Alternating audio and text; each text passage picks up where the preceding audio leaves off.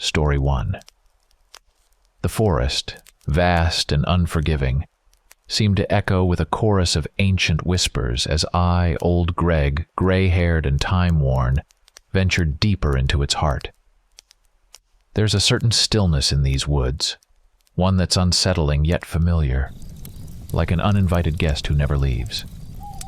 15 years had passed since that fateful night, yet it felt like only yesterday. The memories, sharp as ever, clawed at my soul, refusing to be buried in the sands of time. I remember the night vividly. The air was crisp, the moon a mere sliver in the sky, casting a faint light over the dense canopy.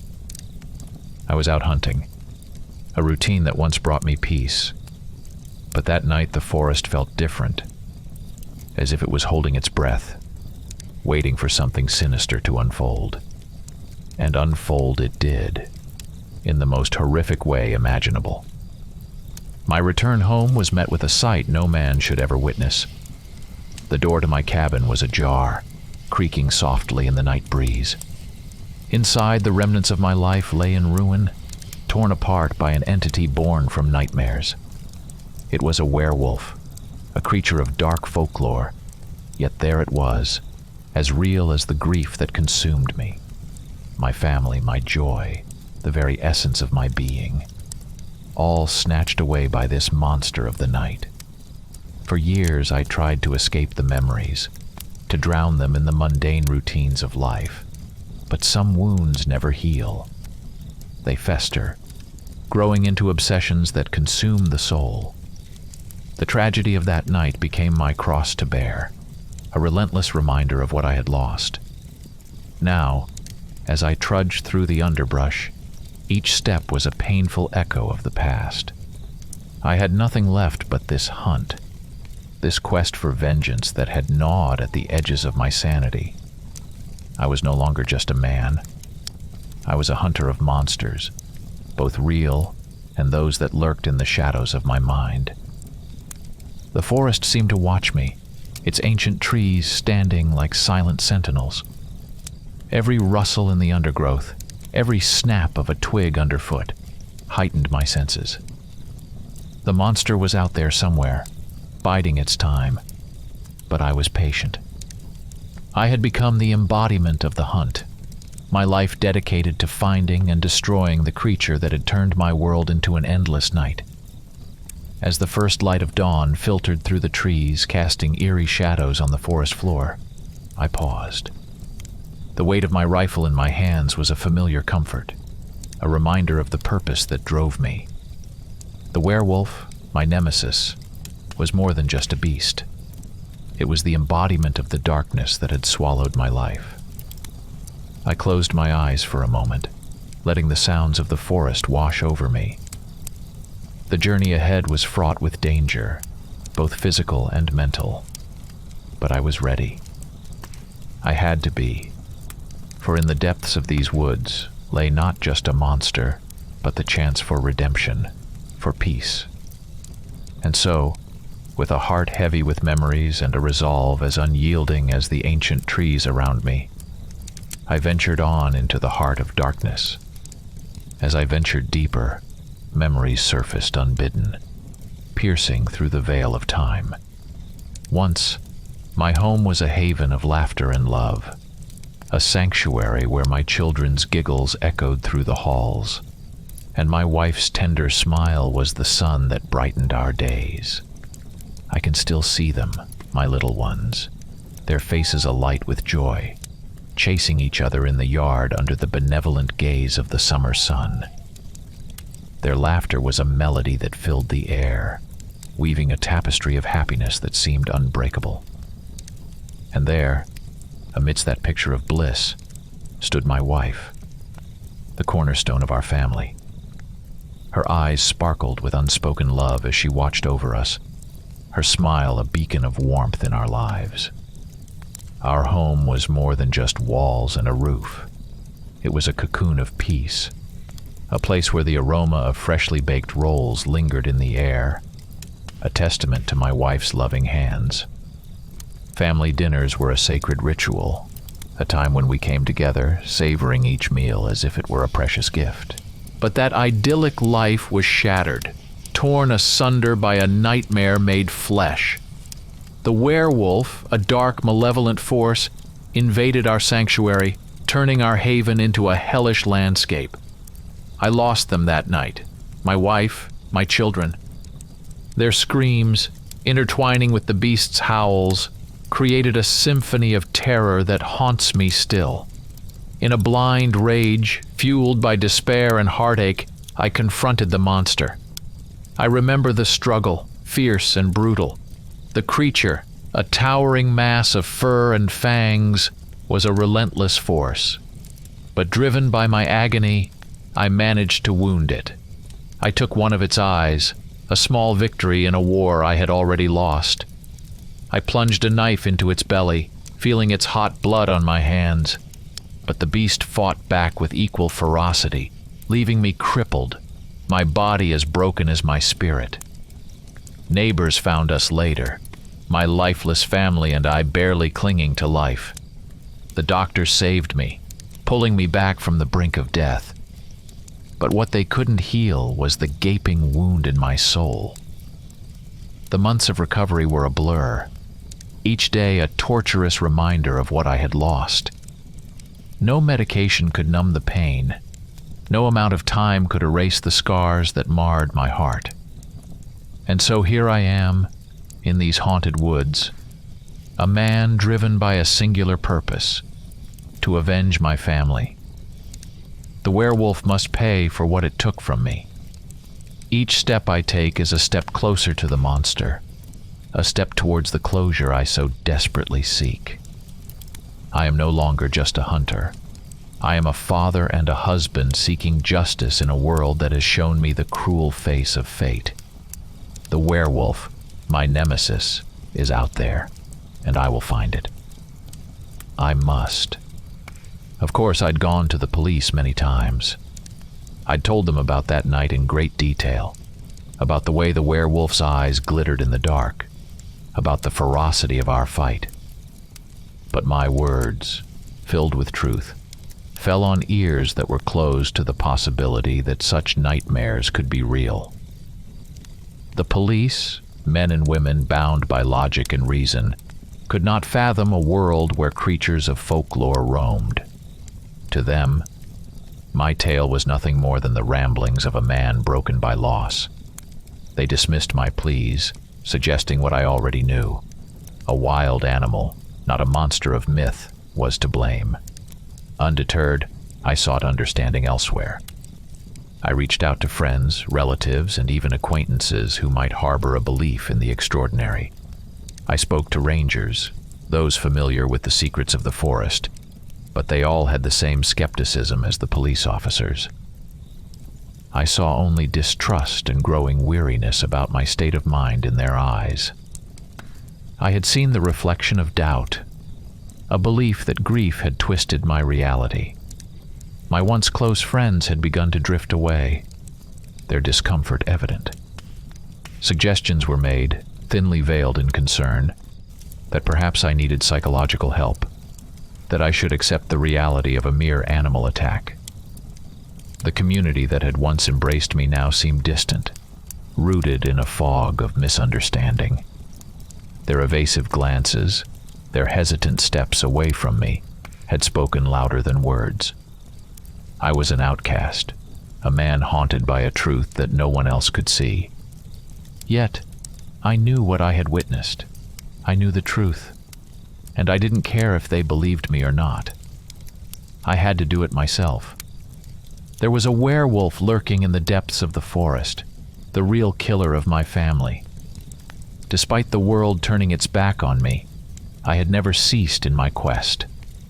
The woods had become my second home, a vast expanse that I combed through, searching for any sign of the beast. Over 15 long years, I had become as much a part of the forest as the ancient trees and hidden streams. I had studied every inch, every whisper of the wind, every mark on the bark. My days were spent tracking, my nights pondering over maps and notes. piecing together the puzzle that would lead me to my nemesis. There had been encounters, fleeting glimpses of the creature that had shattered my world. Each time, it was a specter on the edge of my vision, a shadow that slipped away just as I reached out. It was as if the werewolf was taunting me, a ghostly presence always one step ahead. In moments of confrontation, when our paths had crossed, I would challenge it, my voice echoing through the trees. "Why do you flee? Why not end this, beast?" My words were a mix of anger and desperation, a challenge to the creature that seemed to fear the finality of our battle. But the werewolf had remained elusive, a phantom that danced on the periphery of my hunt. Its avoidance of a decisive confrontation had only fueled my determination. Was this creature, this harbinger of death, afraid of me? The forest had held its breath with me, a silent companion in my solitary quest. As I lay in my makeshift camp each night, staring into the flames, I pondered this game of cat and mouse. Was the werewolf biding its time, or was there another reason for its evasion? The answer had eluded me, but my resolve never wavered. I would continue this pursuit for as long as my body and spirit could withstand the toll. The werewolf was out there, and our paths would cross again. When they did, I would be ready. This day is special to me. If fate had been kinder, if the darkness had not descended upon my life, today would have been my son's 19th birthday. The thought of it, the wonder of what he might have become, pierces through me like a shard of ice. I can almost see him, a young man with dreams and aspirations, a life full of potential. But those are fantasies, echoes of a life stolen from us. Now there is only the path ahead, the relentless pursuit that consumes my every waking moment. The werewolf, my nemesis, has grown careless in its tracks. Age and time, relentless in their pursuit, spare no one, not even monsters. I have noticed the signs. More wool along its path, an indication of its waning strength. It is old, perhaps sick, a shadow of the fearsome creature it once was. But I am old too, a man whose years weigh heavily upon his shoulders.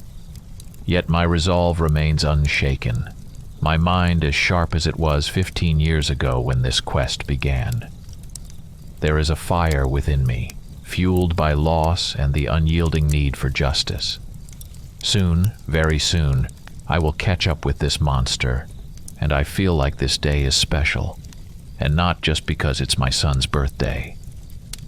The forest tonight feels alive with a tense anticipation.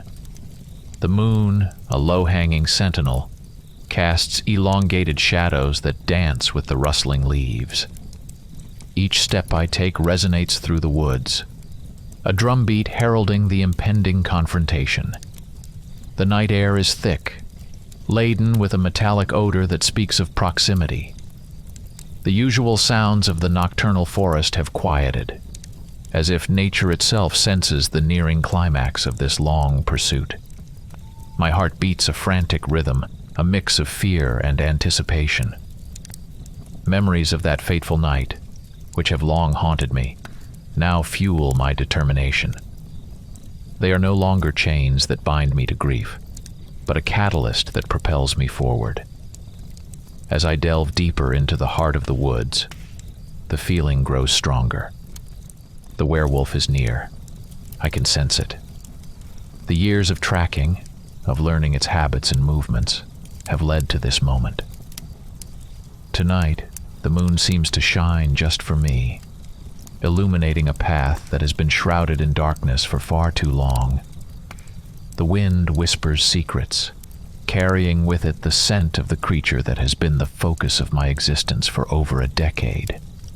I move with a purpose that belies my years, my senses heightened to every sound, every movement in the underbrush. The rifle in my hands, a trusted companion through countless nights, feels ready, eager for the encounter that has been building for years.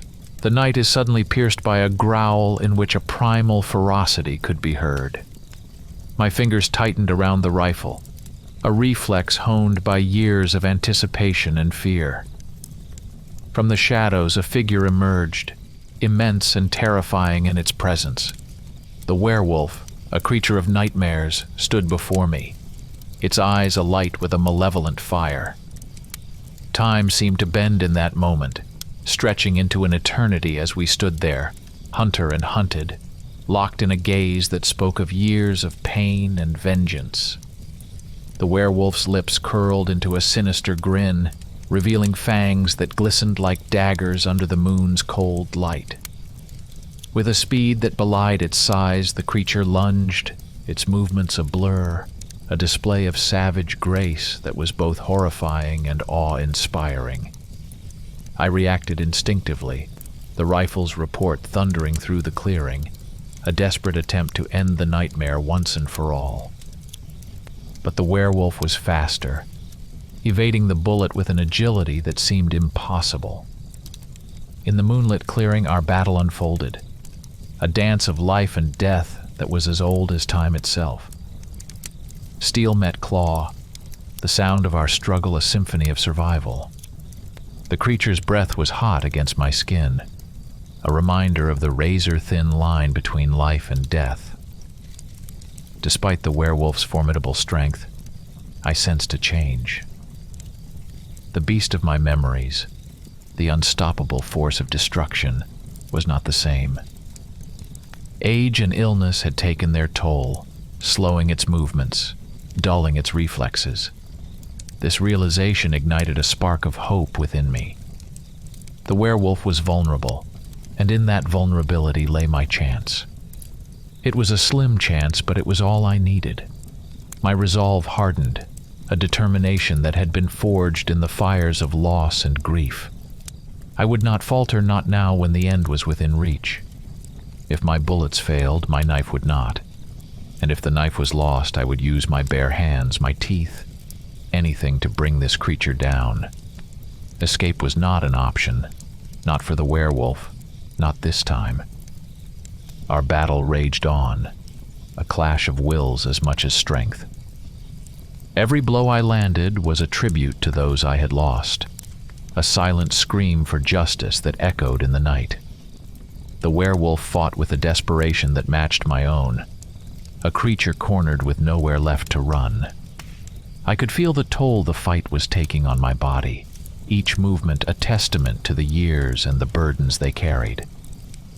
But I pushed through the pain, driven by a single unyielding thought. This ends tonight.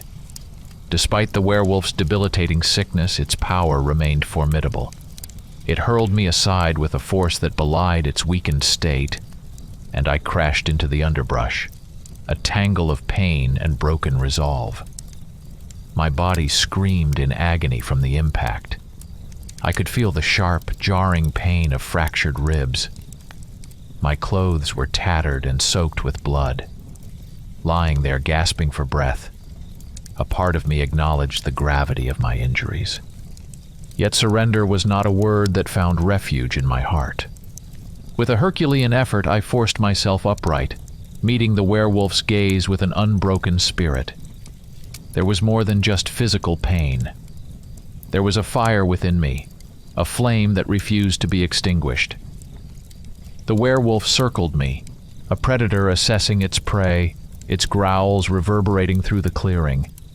I knew I could not match its brute strength, but what I possessed was something far more potent, an unyielding will tempered in the crucible of loss and suffering.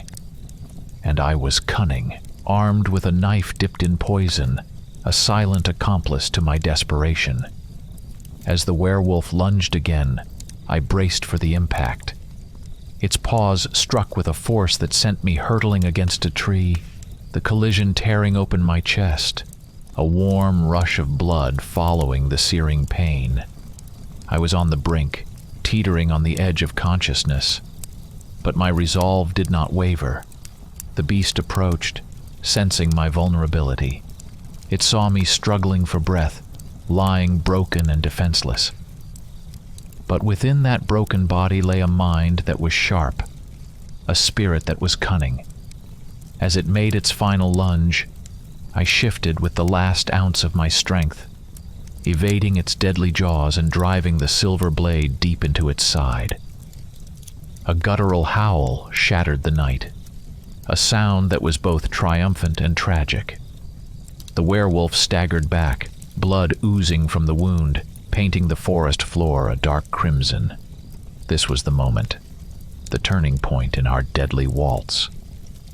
I gathered every fragment of strength that remained, preparing for the final act of this long and torturous drama. The werewolf, though weakened, was far from defeated. It lunged with a desperation born of survival, its jaws clamping down on my forearm. Agony lanced through my body, but I did not yield to it. Gritting my teeth against the pain, I thrust the blade with all my might, driving it into the creature's heart. The forest seemed to hold its breath as the werewolf's body shuddered, its life force ebbing away. I watched, my own body teetering on the brink of collapse, as the beast that had haunted my every waking moment began to falter. In that instant, time slowed, each second stretching into an eternity. The werewolf's eyes, once glowing with malice, now dimmed with the realization of its fate. And in those eyes I saw something that transcended the boundary between man and beast, a shared understanding of pain, loss, and the inevitable end that awaits us all. Lying there in the embrace of the forest that had witnessed our final struggle, I watched as the werewolf's life ebbed away. The beast, once a symbol of my nightmares, now lay defeated, a silver knife protruding from its heart. Its breathing was labored, each gasp a feeble protest against the inevitable end. In those moments, a flood of emotions overwhelmed me. There was resentment for the years of torment, the loss that had hollowed out my life. There was anger, a burning fury that had fueled my relentless pursuit. But there was also triumph, a bitter realization that my quest was at its end. And amidst these swirling emotions, there was devastation, a profound sense of emptiness at the culmination of my long-held purpose. But there remained one question that had haunted me for years, and it made its way to my lips in a whisper in the silence of dawn. Why? Why did you attack my family? Why did you do this? The werewolf, with its last remnants of life, turned to look at me. Even in its final moments, there was a storm of emotions in its eyes. It was old, sick, its once fearsome form now marred by the battles it had fought. One eye was missing, a testament to our first encounter, a memory etched in pain and loss. With a sigh that seemed to carry the weight of unspoken stories, the werewolf spoke in a guttural, haunting voice. "An eye for an eye, a tooth for a tooth. You killed my wolf cubs, Hunter. I had my revenge." The revelation struck me like a physical blow. My pursuit, my quest for vengeance, had been born from a cycle of retribution. The lines between hunter and hunted, between man and beast, blurred in the cruel irony of fate. As the werewolf's voice faded, so too did the light in its eyes. The life that had once burned fiercely within it slowly extinguished, leaving behind a stillness that was both eerie and profound. Story 2. It was an ordinary Tuesday. I was settled into the ranger station, an old wooden structure nestled among the dense greenery of North Carolina's woods. The sun slanted through the gaps in the heavy canopy, the uneven spots of light dancing on the worn oak desk in front of me. The faint lingering scent of damp moss clung to the walls, painting an unshakable image of the wild, unyielding nature that lay beyond. I gazed out of the window. The sight of towering trees, a sea of green and brown extending as far as the eye could see, always filled me with a quiet dread, a trepidation that bore the weight of secrets concealed within the profound depths of the forest. Its silent watchfulness echoed in the hushed whispers of the leaves. The crackle of my walkie-talkie interrupted my musings. "Ranger Hawkins, do you copy? Over." I snatched the device from its holster, holding the button down as I responded. "This is Hawkins. Go ahead. Over. 10 hikers have gone missing. We need you to join the search party. Over." My heart skipped a beat. Missing? Any leads on their last location? Last known coordinates point towards the Northern Mountain Trail. Over. The Northern Mountain Trail, a rugged, challenging trek that would test even the most experienced hiker. I remembered them now, a group of spirited college students who had stopped by the ranger station a week ago, their laughter echoing through the room, faces flushed with excitement and naivety.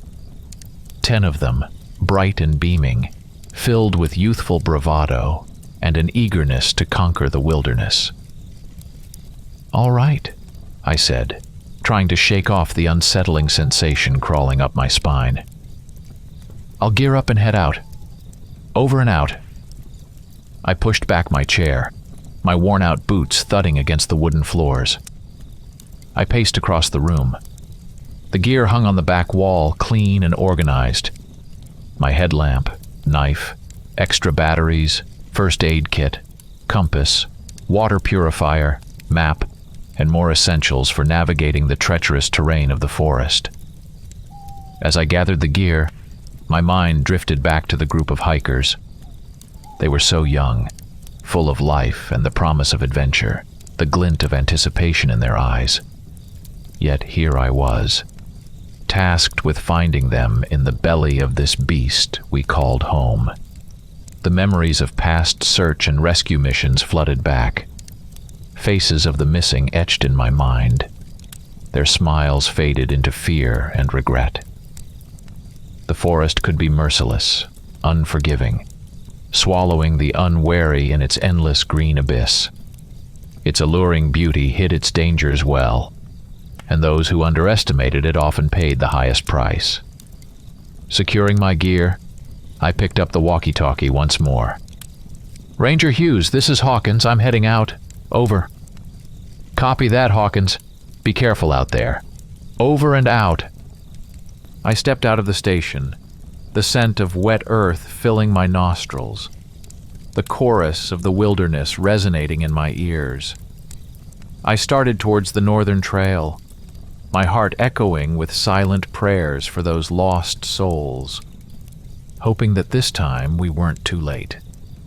As I approached the rendezvous point, I spotted the familiar figures of my colleagues, strong, seasoned men accustomed to the forest's temperament. They bore the same expression of solemnity that I felt. We exchanged terse greetings, our usual camaraderie muted by the gravity of our mission. "Hawkins," Tom, a grizzled veteran with a peppered beard, said, his deep voice resonating in the quiet forest. "Got here fast."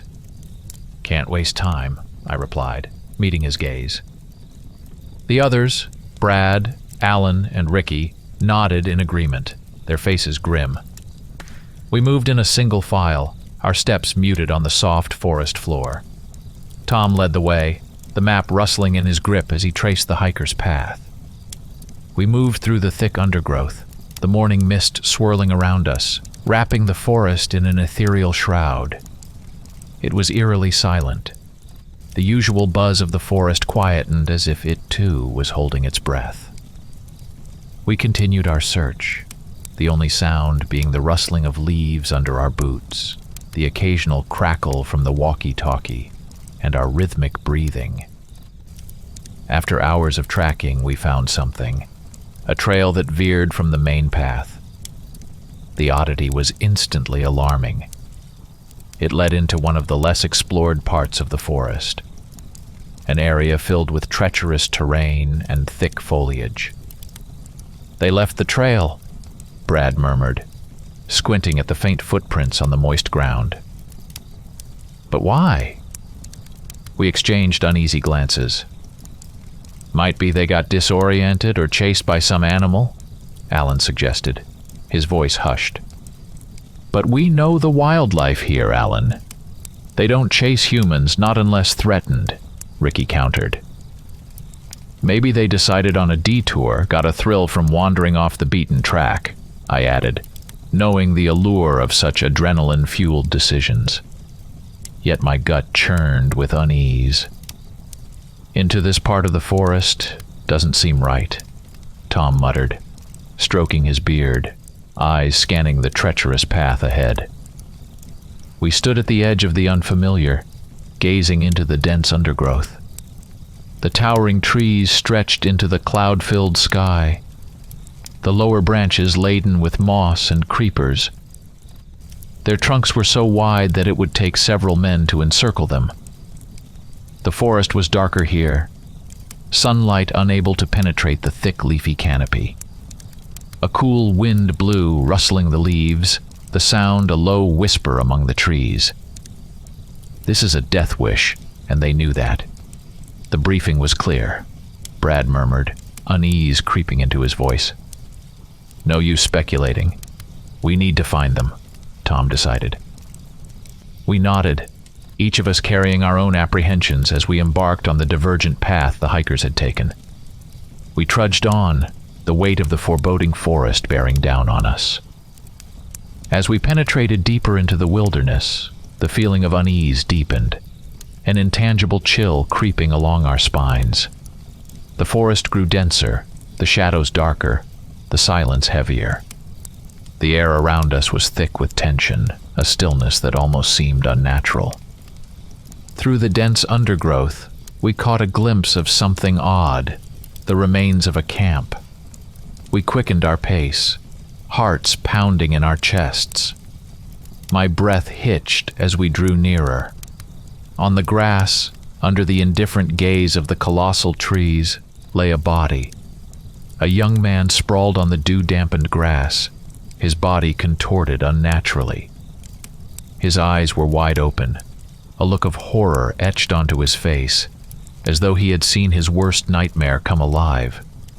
His limbs were spread out as though he had tried to escape something, and his final moments were spent in terror. I approached the body, my heart pounding. Brad joined me, his usual vibrant eyes now clouded with dread. Cautiously, he pressed 2 fingers to the man's neck, looking for any sign of life. There was none. The guy was dead. A cold shiver ran down my spine, a wave of terror washing over me.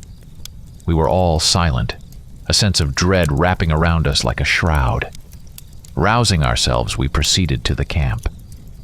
The scene before us was chilling. A single tent stood in a small clearing, its entrance gaping open like a silent scream. The remains of a campfire lay nearby, the ashes cold and gray.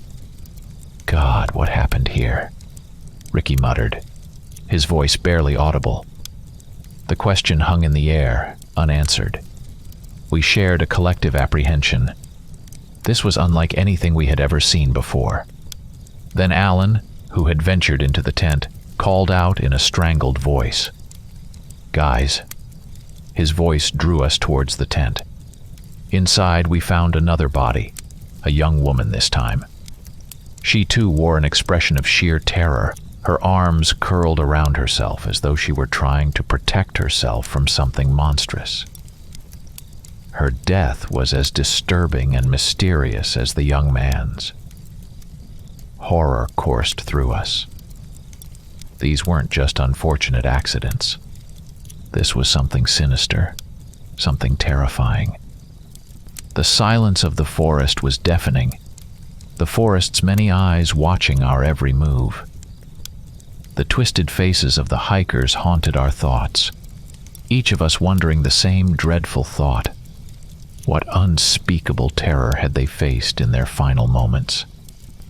We stared at each other in stunned silence, the bodies in front of us chilling reminders of the hidden terrors that the forest held.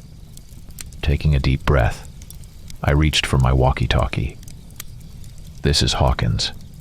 We need backup and forensic support at our coordinates. "We found bodies," I choked out, my voice echoing in the silence.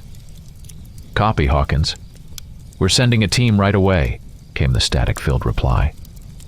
With the call made, we set about the grim task of searching for survivors. The search was eerily quiet, only the sound of rustling leaves and the hushed whispers of the forest accompanying us. But there was nothing. No sign of the other hikers, no clue as to what had happened. Then a blood-curdling scream tore through the silence, making our hearts pound in our chests. It was Tom. We rushed towards him, our hearts hammering in our throats. As we approached, we saw him standing rigid, his eyes wide with terror, looking up. Confused, we followed his gaze. My breath hitched as I saw another body, this time in the gnarled branches of an ancient tree. A young man, his arms tightly wrapped around a thick branch, his body frozen in a terrifying climb for escape. His face, too, bore the same mask of horror we had seen on the others. He was caught in a moment of unimaginable fear, his eyes wide and empty, his mouth opened in a silent scream. He had died attempting to escape from something that had terrified him to his very core. Shock washed over us, an icy wave of dread that left us numb. Our eyes remained glued to the gruesome sight above, the stark horror of the scene rendering us speechless. What had driven these hikers to such desperate ends?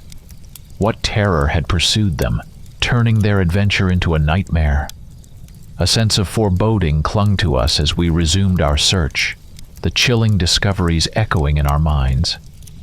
The once comforting whispers of the forest now seemed menacing, the towering trees intimidating sentinels hiding an unspeakable horror. We continued our search, the memory of the horrific discoveries haunting our every step. The forest seemed to close in on us, the gloomy undergrowth a maze of unseen terrors. As we ventured further, a gruesome sight greeted us at the bottom of a steep cliff. 2 more bodies lay twisted and broken, evidence of a fatal fall. Like the others, they bore expressions of stark terror, their eyes wide, their bodies stiff. It seemed they had jumped in a desperate attempt to escape whatever had been pursuing them. A hollow feeling of dread settled in my gut as we noted the absence of 2 more hikers. Despite our most thorough efforts, we found no trace of them. It was as if the forest had swallowed them whole. Soon, the sound of helicopters filled the air, breaking the haunting silence of the forest. The backup team had arrived, their grim faces reflecting the gravity of the situation. Despite their assistance and the thorough combing of the forest, the missing students were never found. The horrifying incident was soon plastered all over the news, turning the tranquil forest into a place of morbid curiosity.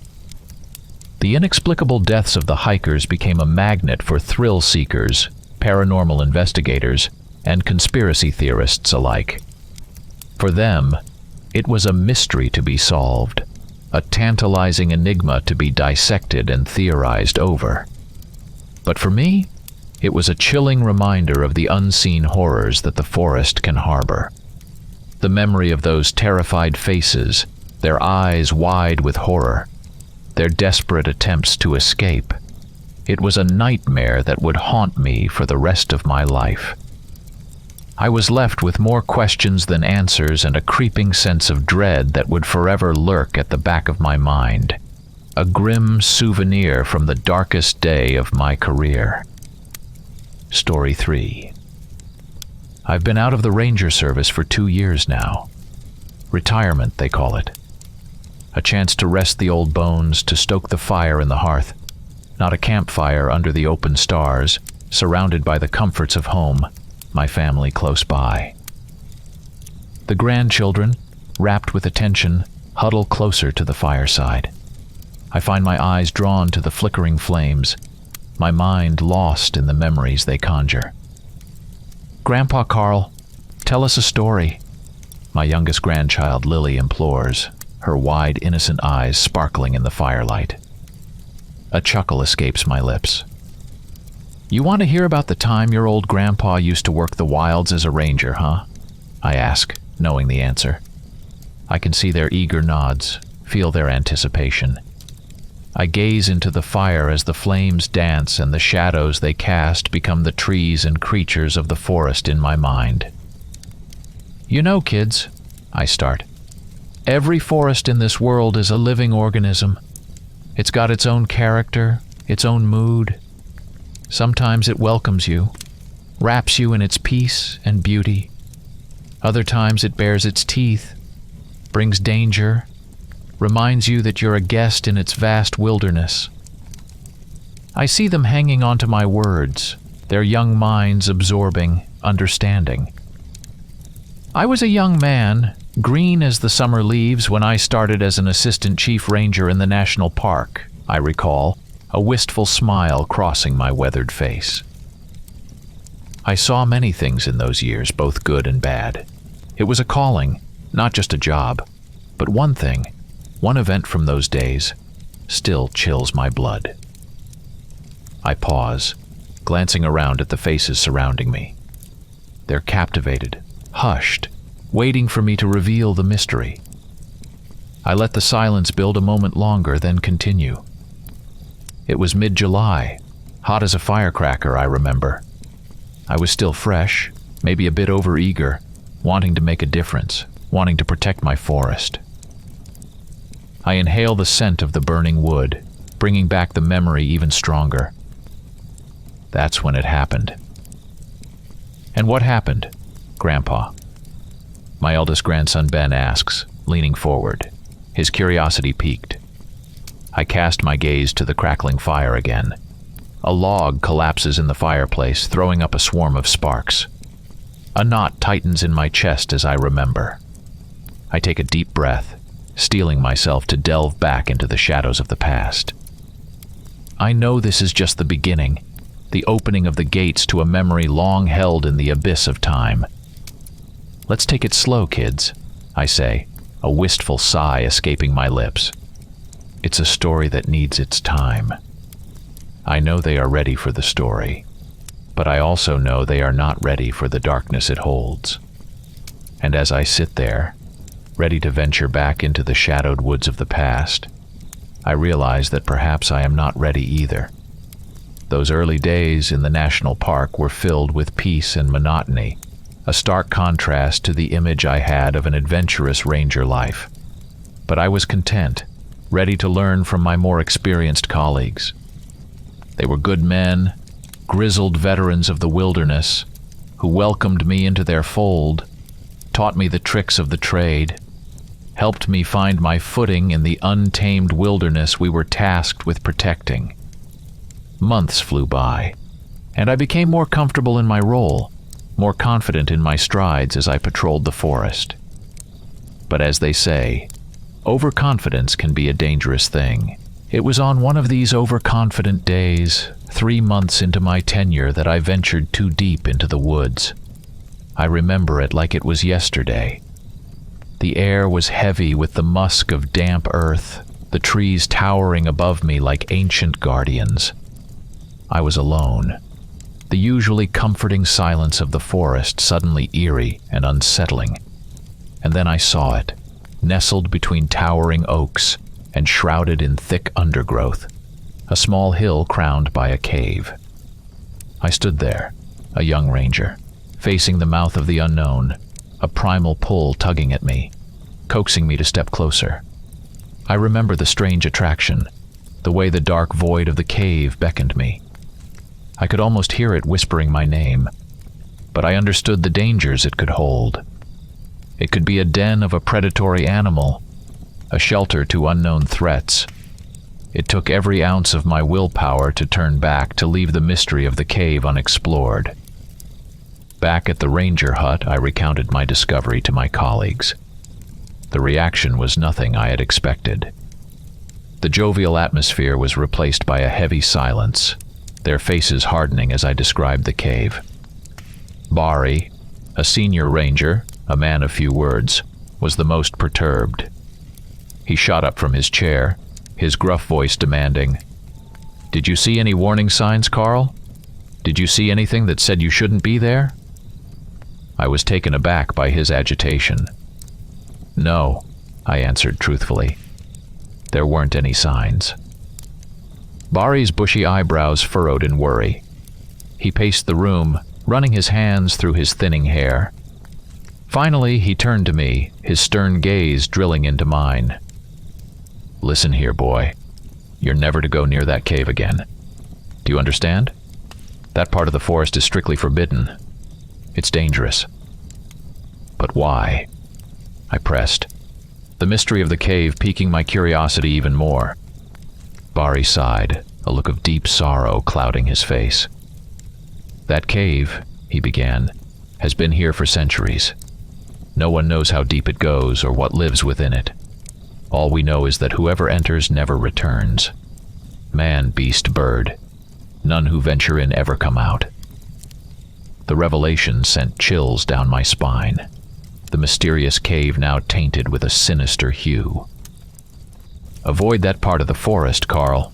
We've lost good men to that damned cave, he added, his voice barely a whisper. The warning stayed with me, a chilling reminder of the dangers that lurked in the shadows of the forest.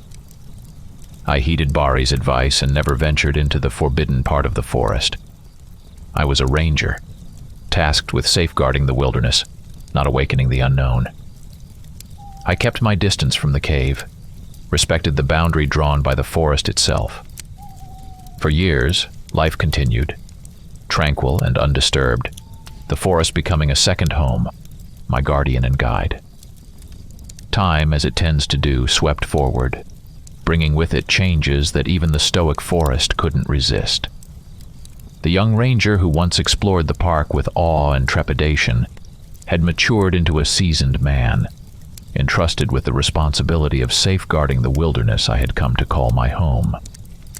With Bari's retirement, I stepped into the shoes of the senior ranger, a role that brought its own challenges. The entire park, including the forbidden part of the forest, fell under my watchful gaze. I was to ensure the safety of hikers and animals alike, and most importantly, keep everyone away from that god-forsaken cave. I made sure the warning signs were never out of sight, the trails leading away from the perilous part of the forest. I even shared the chilling tale of the cave with every new ranger, a cautionary tale to keep them vigilant and safe. One such ranger was Steve, a lively young man with sparkling eyes and an insatiable curiosity.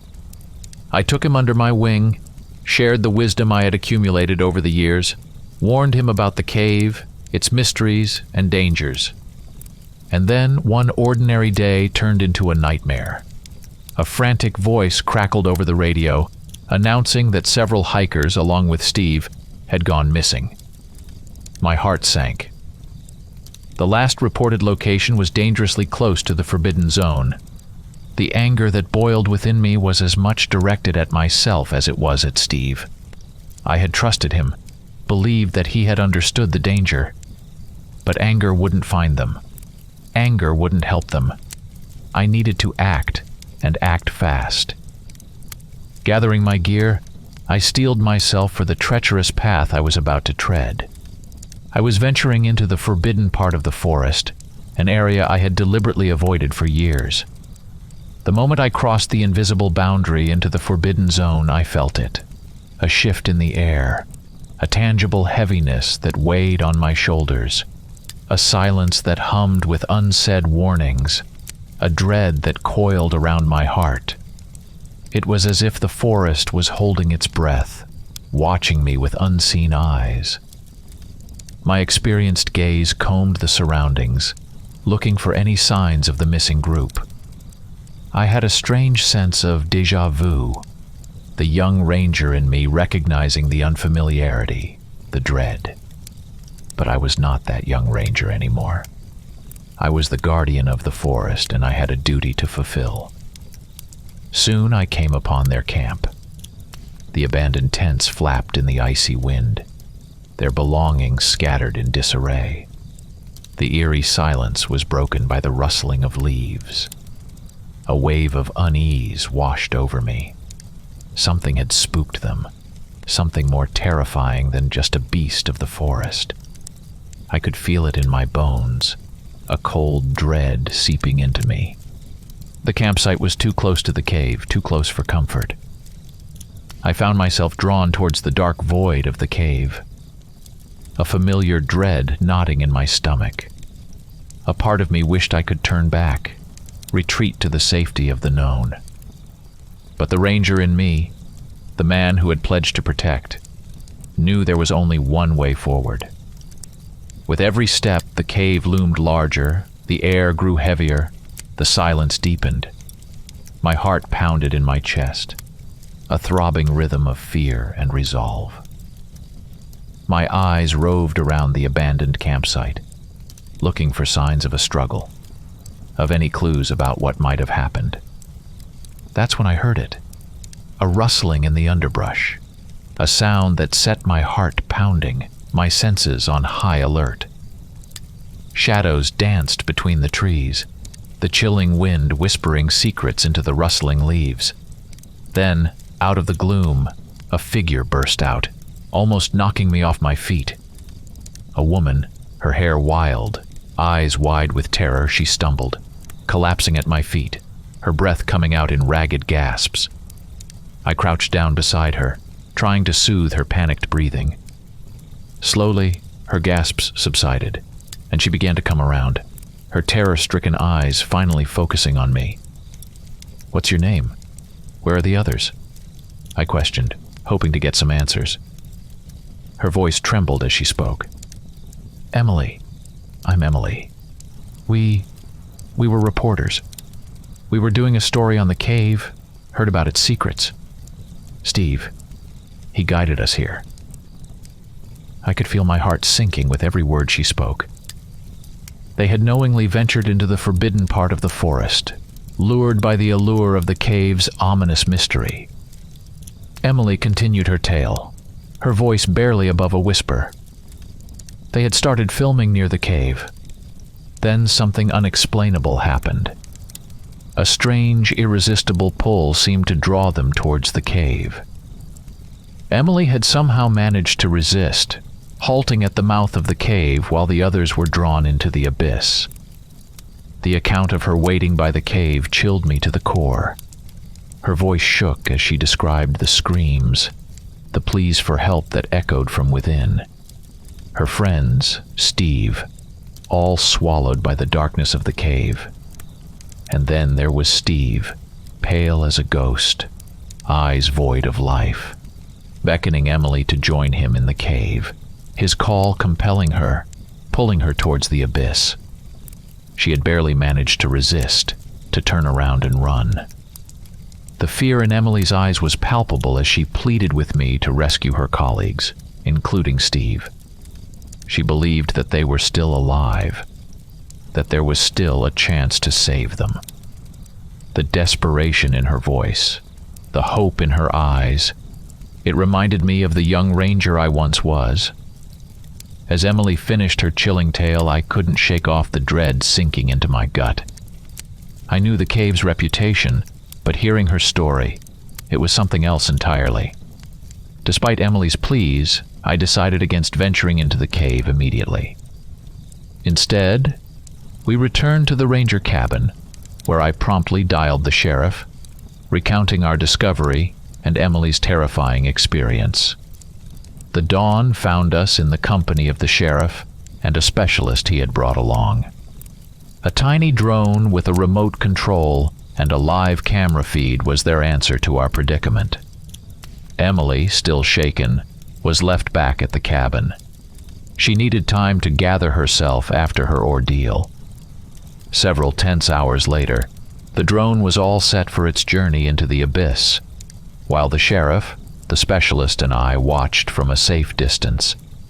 Our eyes were glued to the screen as the drone began its descent, its light piercing the darkness, revealing nothing but the gnarled, wet rocks of the cave initially. Suddenly, shadows darted across the feed. Something white flickered briefly within the frame, making my heart skip a beat. The enigma deepened when the drone revealed an abandoned camera and a pair of boots, the operator's gear. However, just as we began to explore further, the specialist announced the onset of severe signal interference. We risked losing the drone, an expensive piece of equipment, if we pushed any further. After a quick discussion, we agreed to retrieve the abandoned camera before retreating. As the drone's mechanical claws lifted the camera, the feed grew erratic. The drone started to pull back, but it was then that the unthinkable happened. The drone, as if held by some unseen adversary, stopped abruptly and began inching back into the cave. The screen filled with static, and before our very eyes, the drone was dragged deeper into the cave. The camera slipped from its grasp and clattered onto the rocky floor. Instinct took over. Ignoring the cold tendrils of fear creeping up my spine, I rushed to grab the fallen camera. I had barely cleared the mouth of the cave when a guttural growl echoed behind me. I didn't look back. The sheriff, the specialist, and I returned to the cabin, our minds reeling with the eerie events. We were out of options, out of ideas. The cave was alive, dangerous. But as I clutched the retrieved camera, I held on to the sliver of hope it offered. As we sat down at the cabin, the retrieved camera's footage played out, unveiling a whole new level of horror. The girl from earlier, Emily, appeared on screen. At first, she seemed to be narrating something about the cave, but then abruptly stopped, her words replaced by a silence that was deafening. Her silence spread, infecting Steve and the other reporter. They all stood frozen like wax figures, breathless and vacant. After a few seconds, they started moving in unison towards the cave, their steps slow and mechanical, like marionettes being controlled by an unseen puppeteer. The cameraman, his own movements mimicking the others, continued to film. Emily, followed by the reporter led by Steve, walked in a single file into the gaping mouth of the cave. The cameraman brought up the rear, his camera the only source of light illuminating their descent into darkness. Through the drone footage, I had already sensed an unnaturalness about the cave. Now, viewing it through the lens of the abandoned camera, I was certain. It looked less like a cave and more like an abandoned mine. The walls, the ground, everything bore signs of being man-made. Suddenly, the camera captured something that chilled me to my bones, literally. Human and animal bones, discarded carelessly, littered the floor of the cave. The sight was grotesque enough, but it was what happened next that imprinted a permanent scar on my soul. White shadows flickered into view. Human-like figures with unnaturally pale skin moved slowly towards the group. One of them approached Steve, extending a hand that he took without protest. The figure led him away, disappearing into the darkness. One by one, the others followed suit. The reporter, Emily. All of them led away by these haunting figures. Finally, it was the cameraman's turn. Through his camera, we had our first close-up look at these creatures. The light from the camera revealed an almost translucent skin, through which a network of blue veins could be seen. The face, if it could be called that, was dominated by two black lifeless eyes and a round mouth lined with sharp, fish-like teeth. A low purring sound filled the hut as it reached out for the cameraman. The camera fell from the cameraman's grasp as he was led away. The last image that the camera captured was a pair of feet disappearing into the dark. Closing the camera, I placed it back in its case. The feeling of unease had morphed into a heavy dread, weighing my thoughts. I was consumed by a single question. How did Emily escape? With the image of her frantic escape and her story ringing in my ears, I raced to the room where I had left her earlier. I was met with an empty space. Her presence evaporated as though it never existed. My heart pounded with a new fear. I hurried back to the sheriff. my words tumbling over each other as I explained Emily's disappearance. To my surprise, the sheriff didn't seem taken aback. In fact, he seemed to dismiss my claims, asserting that when he had arrived that morning, there had been no girl. There was only me. A cold shiver ran down my spine. If he hadn't seen Emily, then what had I witnessed? Who was she? Was it all a trick of the mind, or was it something more sinister? The uncertainty spun a web of fear, a fear that haunted me for years to come. Life eventually moved on, though the shadows of that event lurked in the corners of my mind. I transferred to another park, taking with me the scars of a past that refused to fade away. The whispers of the cave remained just that, whispers. They echoed through the years, a chilling reminder of an enigma that had become my burden to bear.